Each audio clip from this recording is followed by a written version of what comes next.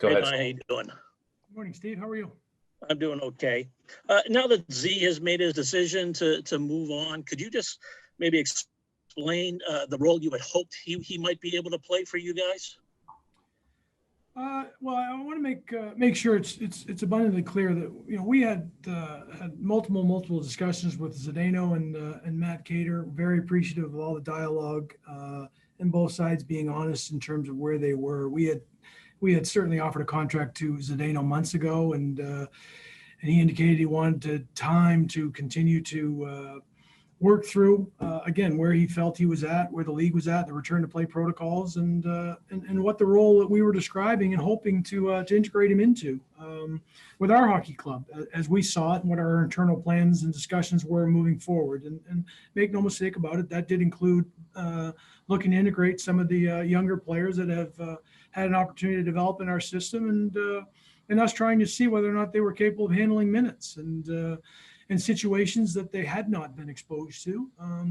So we described it as an integrated role, and just didn't make a categorical promise that he would have the exact same role he had in certainly in his 14 in a historic career with the Boston Bruins. And I'm very sad. It's unrewarding in an aspect of the job to see a player like that choose to leave. And obviously, you guys still have some good leaders on that roster there. But what's the concern of a fallout in the room when such a towering figure departs like that? Well, it's a little bit to be determined. I do believe we have a strong leadership core still in place, and we have other players that would like to assume a larger responsibility in that role on and off the ice, and they have to grow into that. You have to. That's a learned. That's not a born-in ability, in my opinion.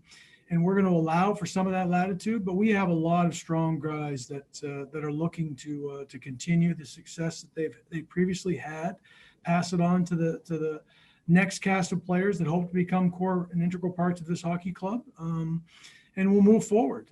A player like Craig Smith coming from another organization, things that he can bring to the table that hopefully our club continue to improve upon. Thank you. Thanks, Steve. We'll go next to Matt Porter and then Kevin Dupont. Go ahead, Matt. Okay. Hey, Don. Do you expect to have a captain this year? Yes, we expect to have a captain. We're going to allow this, some time to breathe for Zdeno and his decision. We'll make a decision moving forward. I think it's an obvious decision and one that we'll make in a respectful manner at an appropriate time. But I think it's important to allow this moment, as raw as it is, to let it play out for the time being as we get on the doorstep of opening camp. But we will address that in the right and appropriate manner. And then obviously, in figuring out where, how these holes get filled, Zdeno's minutes, 20 minutes, pretty hard minutes, specifically end of game stuff. Who do you feel can step up into that role to play those really important minutes, close games, where Zdeno, is still very effective? Yeah, I mean, we do have to spread those minutes around in situations, as I described earlier, that some other players have not been exposed to. Whether or not they're capable of, I certainly believe that they would like to be in those situations and aspire to be in those situations. So I think we're going to do it by committee and allow some of these guys to a little bit of trial and error and potentially fail as a result of it, but also succeed as a result of it and not look over their shoulder in any way, shape, or form, because they have to gain that experience. I mean, you're not going to move forward in your career if you're not put in those situations. And sometimes you fall flat, and other times you rise up. And we have several of the players, Carlo and McAvoy and Kevin Miller coming back on board. But obviously Grizz has been in situations, and Jeremy Lauzon and Moore and John Moore and Jacob Zaboral, who's looking for an opportunity to break through at the National Hockey League level. So, the players we have on our roster are what they are. The competition will begin, and there are no guarantees, and we understand that. Thank you. Thanks, Matt. Kevin Dupont, go ahead. Fudo Shinzawa, you'll be on deck. Thanks, Don. Can you give a little more detail about what you would have envisioned here for Z's playing time had he stayed? And again, I know this had to be augmented by working new guys in, but sort of what would have been the ideal world if he had stayed in terms of minutes, role, profile? Kevin, we did not put any parameters on. I think most people, that have ever been around me understand how much I hate to lose and how much I covet winning. And we're going to ice the best team we possibly can each and every night. The coach has his decisions that he wants to make. We looked at what the potential schedule might look at. We looked at an opportunity to expose some of our younger players to minutes and situations. So we didn't carve out in stone. We just laid out in a forthright manner, in a clear, concise, hopefully communicative manner, that we may, experiment in some of these situations where it has not been possible with Zdeno occupying all of those minutes in years past, and doing it in a remarkable fashion. So again, there's some exposure associated with that. We looked at it from an integrated aspect to blend those situations together, but we wanted to be clear and concise going into it, that's what our intention, our hope was. But also with a clear intention that we were going to ice the absolute best team we could with the expectations to win. That sounds like, and correct me if I'm wrong here, that you're telling a player that's had that many minutes that there are some nights he's just not going to play. Is that fair? Again, I'm not privy to any other team, the discussions that Zdeno and Matt have had. We were making no promises in terms of what our roster and lineup would be and what the minutes were every night. We never have. Situations that I've had discussions over the years where we were paring back some situational minutes with Zdeno and hard minutes and preservation, no different than days I've had talks with Patrice on and trying to spread that around and trying to be a complete hockey club and have depth in our lineup.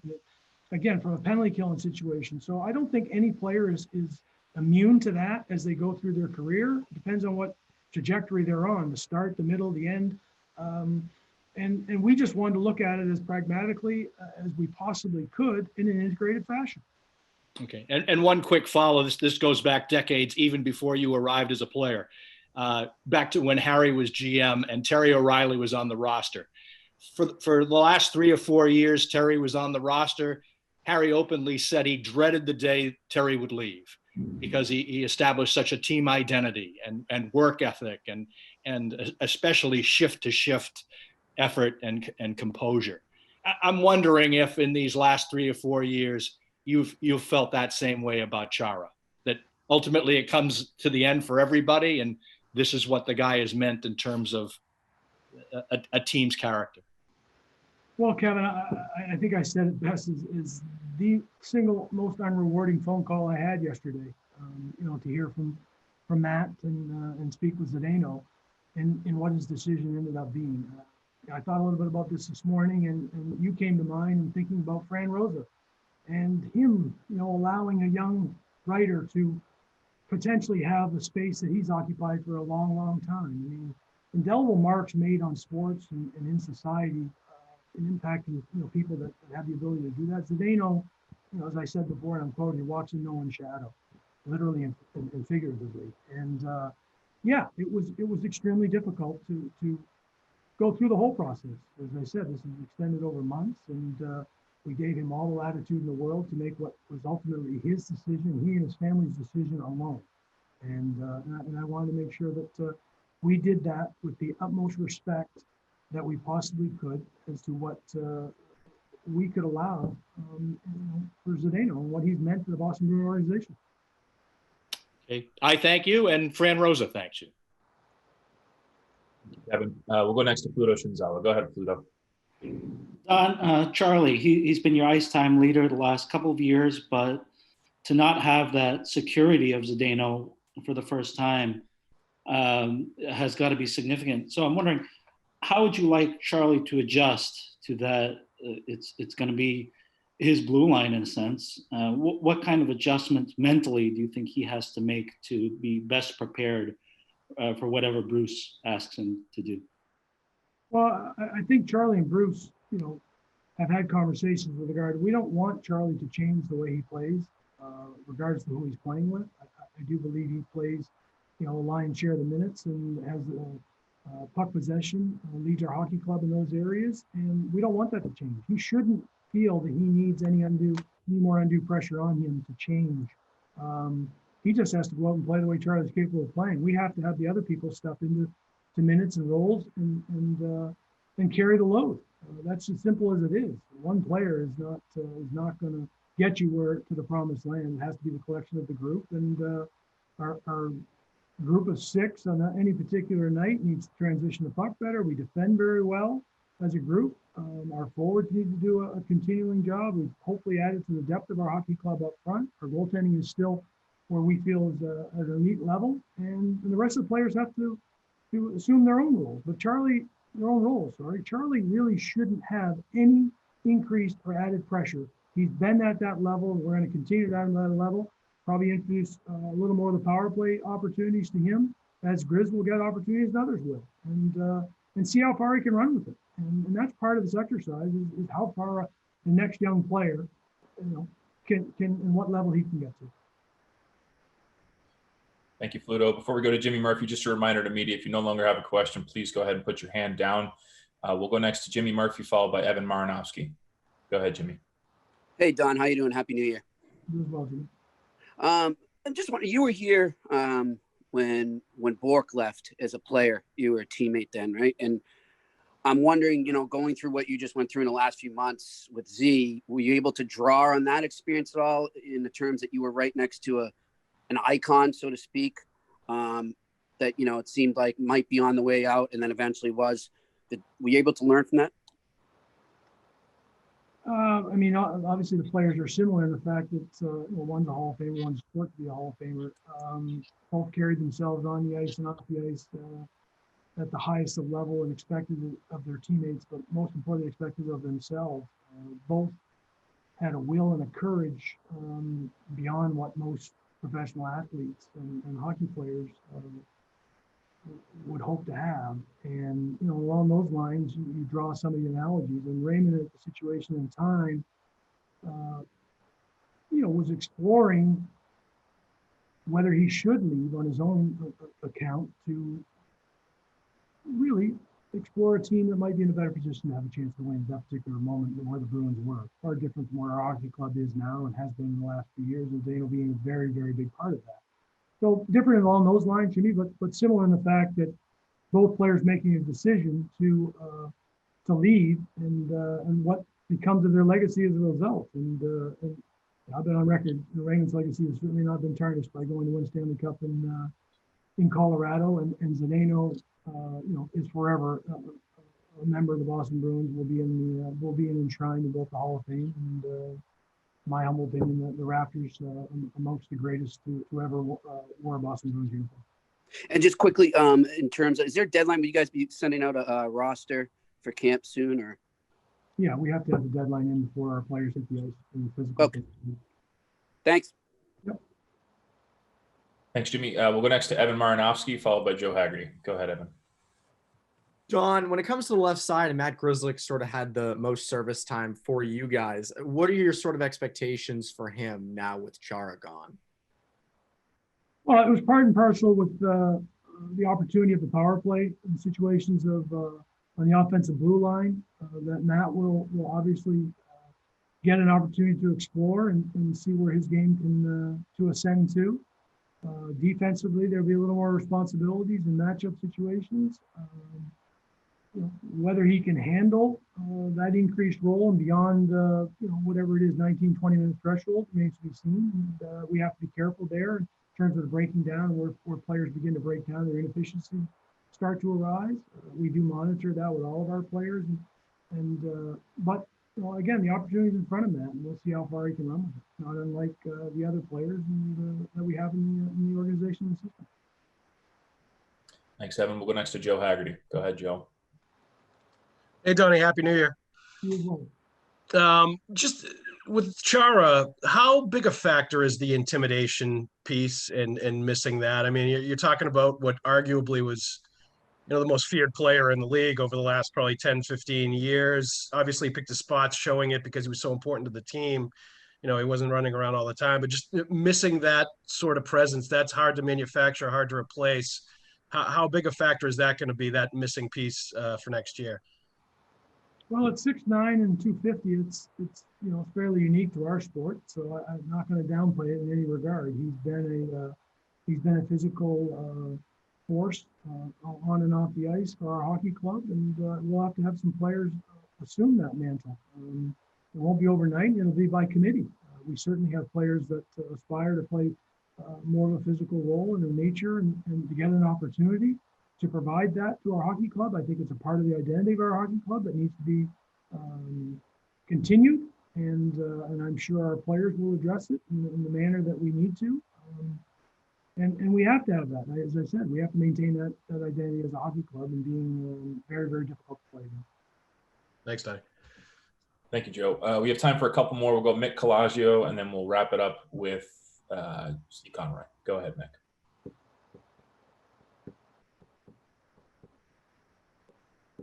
Got us, Mick? All right, we'll come back to you, Mick. Steve, why don't you go on ahead? Hey, Donnie, I was just looking for an update on Marchand and Pasternak. Any better idea now when they might be available to you to play in a game? Well, Marsh is doing really well. He's been on the ice pretty much every day. He will start to integrate into the main group of players from day one of training camp. And it's more of a volume and a comfort level for him. He's done a lot of work on and off the ice. He's finding his hands and his timing and such now, and the overall conditioning. And we'll be careful with it, but he's made a nice progression. Remains to be seen. Where we are as we move through camp and how he feels as a result of that, introducing contact and such. David is certainly a longer timeline. Return to play. He's back in the ice in a regular fashion. Won't initially integrate into the main practice groups as he increases the volume in his own return to play. So it's unlikely that he starts the opening couple of games, but we're going to monitor it week by week and continue to give you updates as they progress. Thank you. Thanks, Steve. And we'll take our today's final question from Mick Colagio. Mick, looks like you're unmuted. Go ahead. Yeah, thanks for that second chance. The whole present, win now, future for the franchise just took a huge swing with Krug and Chara in the same off season. First off, how deep into the season are the Bruins willing to go in this fact-finding mission that's about to commence before bringing in somebody from the outside in order to make sure you make the playoffs? Well, there's a lot of ground to cover between there and the questions you've asked. That's a wide range. I don't know if you want to pare that down a little bit for me. Obviously, we're a team that's well positioned to be competitive in our division and get into the playoffs, and that's our expectation. And see where we go from there. It's an uncharted type of year that we're going to face, as was the return to play and going into a bubble environment. So if anybody has a clear-cut answer in terms of what to expect and what players may or may not remain healthy, good on them to have the foresight to be able to do that. We have to have the depth within the organization. I think you have to be strong, obviously, in all areas. I've made no bones that we have some exposure as introducing some younger players as we have planned to integrate and blend things. But our goaltending is in a great spot. And our forward group is. Now we got to be healthy and hopefully we move forward. But I don't think our expectations have changed at all. Just if I can follow up real quick on that, the left side defense and the young players you want to really get a really good read on. You came into your career under very similar circumstances, highly successful club, and you were thrown into a situation there where you had to play up right away. And will you be peering down and really watching these guys closely and trying to think back and try to read their minds and sort of take their temperature as you go and look at them and trying to figure out, which ones are going to be able to emerge here? I think it's merely about the coaching and the encouragement aspect of these players getting their bearings. and understanding the situations they're going to be put in. They have to rise up and take that challenge. You know, some of them have been sitting, percolating, as we say, in the development process and playing all those key integrated minutes in Providence and getting an opportunities up here, but being sheltered at times. And they're hopefully ready to sort of take that ball and run with it. Again, it's no different than when Brandon Carlo came on the scene. He did not come in with the expectations that he was going to play with Zdeno in the top pair. He just emerged to be able to do that. We saw great signs when he first came in to be able to skate and cover ice. Charlie McAvoy went down and played 4 to 6 games in Providence, and we ran into injury problems and threw him into our lineup. I think at some point in time, unless you're just an heir apparent, depending on your profile leading up to it, that most players have to get integrated at some point in time in the National Hockey League, gain their footing and move forward. And I think we're in a position, especially as our right side is constituted, have the experience that they have and the minutes that they have previously played to be able to hopefully counterbalance that. And Kevin Miller's a part of that. Connor Clifton's a part of that. And these guys have all played, yeoman minutes in situations, and they're excited for the opportunity moving forward. And Miller played a little bit left side for Claude, and then Bruce at the beginning, at least, before the knee came into it. Is that a possibility too of kind of putting him over there in situations? Oh yeah, I mean certainly penalty killing situations. If it's maybe he and Brandon. I mean, those are up to Bruce and Kevin and Joe as they see the penalty killing units roll out there. Again, Jeremy Lauzone's been a penalty killer at all levels of hockey. He's going to go step into that type of role. Grizz has picked up the second half of PK minutes. Again, these are unique situations because we have had a player for the yeoman part of 14 years that has been in those situations. So you're right. We have to introduce some of those players into those situations. And Kevin sliding over periodically. I don't think he'll start there. Getting his comfort level back on the right side, but for penalty killing situations, and Connor Clifton has done that as well. Jeremy was actually playing on his offside for the most part because we didn't have any spot on the left side to integrate him. He'll be more comfortable on his strong side, and we move forward. John Moore's a part of that. Zabora's a part of that. We're back in Ironwood. So again, we understand. I don't think we've ever not acknowledged that we have some players that we would like to try and integrate and see whether or not they can handle things. And if not, then we may have to pivot and move in another direction.